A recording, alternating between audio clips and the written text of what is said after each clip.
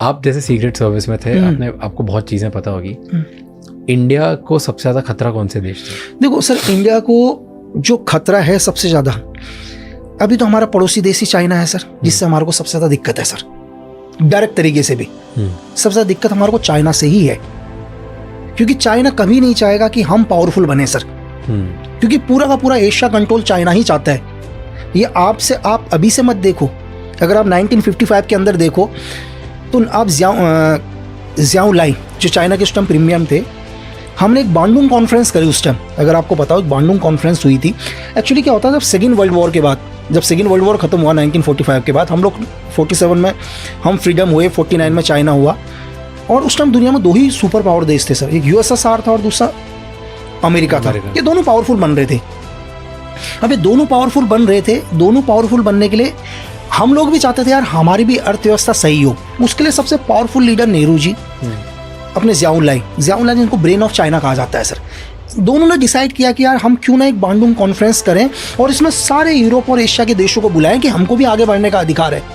तो चाइना बिल्कुल, ये 1955 से देखो आप कि चाइना बिल्कुल ठीक है, कंधे से कंधा मिलाकर चल रहा है, ठीक है। और तभी 11 अप्रैल 1955 को सुबह 11 बजे एक इंसिडेंट हो जाता है कि जिस प्लेन के अंदर ज़ियाओ लाई जा रहे थे, वो प्लेन हमारा था, इंडियन एयरलाइंस का प्लेन था, इसका निकनेम कश्मीर प्रिंसेस था।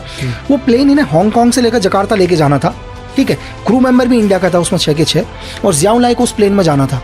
और वो प्लेन के अंदर एक्चुअली क्या होता है, धमाका हो जाता है और ब्लास्ट हो जाता है, और ये प्लेन नथुला आइलैंड में जाके गिरता है।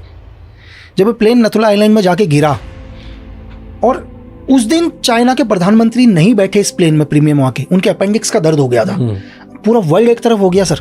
पूरी दुनिया ने क्या बोला कि हिंदुस्तान को आप एक टेररिज्म देश घोषित करो, क्योंकि इंडिया क्या करता है, बोलता तो भाईचारा है करके कि मैं भाई हूं करके, और ये चाइना के प्रधानमंत्री को मारने की प्लानिंग करता है करके, ठीक है। आप चाहे केजीपी ले लो, उस टाइम CIA ले लो, MI5 ले लो, ठीक है, इसकी PRC ले लो, ताइवान की KMT ले लो, ये सब के सब लोग बोलते हैं कि इंडिया एक टेररिज्म देश है, क्योंकि प्लेन भी इसका और क्रू मेंबर भी इसके। तो पूरा प्लेन इसके कंट्रोल में था। प्लेन हमारा बॉम्बे से कलकत्ता गया, कलकत्ता से जकार्ता गया, जकार्ता से हांगकांग गया, सारा क्रू मेंबर हमारा ही था, ठीक है। और प्लेन के अंदर बॉम्ब भी इंडिया ने रखा। क्यों रखा? क्योंकि हिंदुस्तान एशिया में पावरफुल बनना चाहता था, एशिया में पावरफुल बनना चाहता था। क्या करें नेहरू जी, पूरे वर्ल्ड एक तरफ हो गया। तो हमने, अब हमारे पास एक ही चारा था कि हम कैसे भी अपने आप को इनोसेंट प्रूफ करें सर। चाइना ने उसमें भी बोला कि यार, चाइना दो तरफा गेम खेलता है। चाइना नेहरू जी को बोलता है कि नेहरू जी मैं तो आपके साथ हूँ करके, है ना, और मुझे लगता है कि ये धमाका आपने नहीं किया, लेकिन मेरी एजेंसी बोलती है कि धमाका आप ही ने किया है। वहाँ के प्रधानमंत्री बोलते हैं कि मुझे रैंडमली लगता है कि आपने नहीं किया, लेकिन मैं गलत भी हो सकता हूँ, क्योंकि पूरी दुनिया की एजेंसी बोल रही है और मेरी खुद की एजेंसी बोल रही है कि इस ब्लास्ट के पीछे इंडिया का हाथ है करके।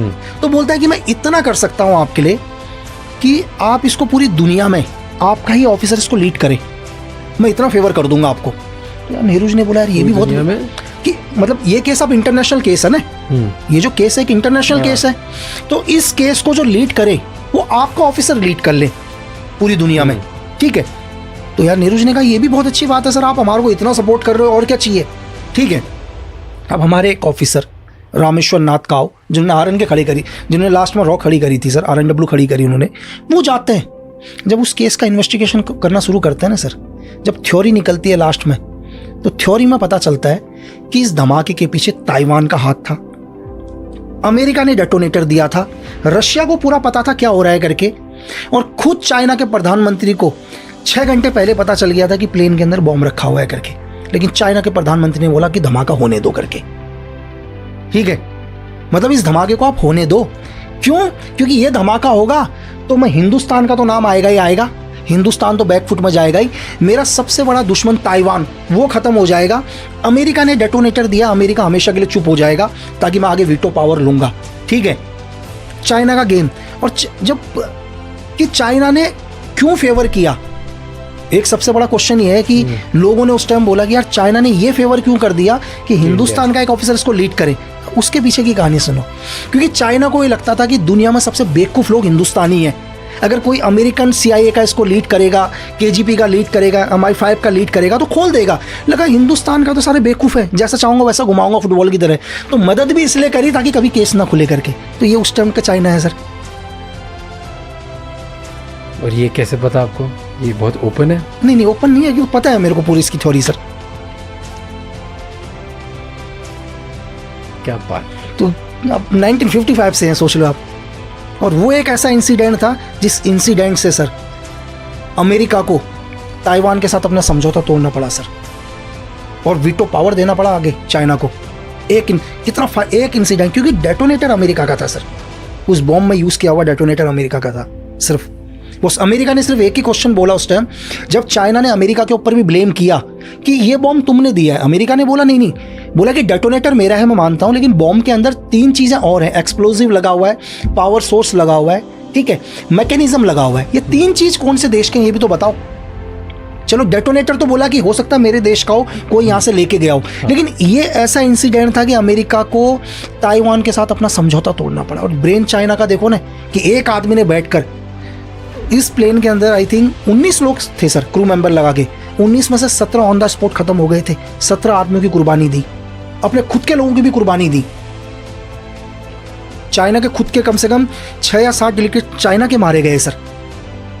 सिर्फ क्यों? क्योंकि दुनिया में पावरफुल बनने के लिए अपने लोग मरवा दिए, अपने पावरफुल लोग मरवा दिए, ताकि वो ये इस चीज को यूज करे। इस चीज को यूज करे। इसके 2 फायदे। पहला फायदा क्या, उसका ताइवान तो खत्म ही हो गया ना सर, ताइवान KMT खत्म करवा दी पूरी की पूरी। उसके बाद कभी चाइना के ज़ियाओलाई के ऊपर कोई अटैक नहीं हुआ।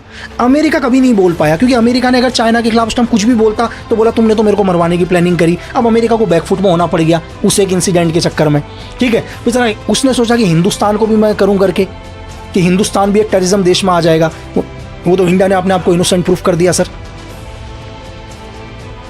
तो आप सोच सकते हैं मतलब किस लेवल पर आज क्यों दिक्कत हो रही है चाइना को हमारे देश से, क्योंकि उनको लग रहा है एक पावरफुल लीडर आ गया भाई।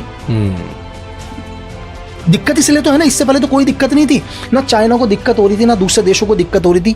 आज दिक्कत इसलिए हो गई क्योंकि एक आदमी आ गया भाई, पावरफुल आदमी आ गया, कुछ भी कर देगा। दिक्कत लीडर से है। हिंदुस्तानी तो वही हैं जो पहले थे, हिंदुस्तानी कोई फर्क नहीं पड़ा, वही लोग हैं सर, लेकिन एक आदमी के आने से दिक्कत पड़ गई।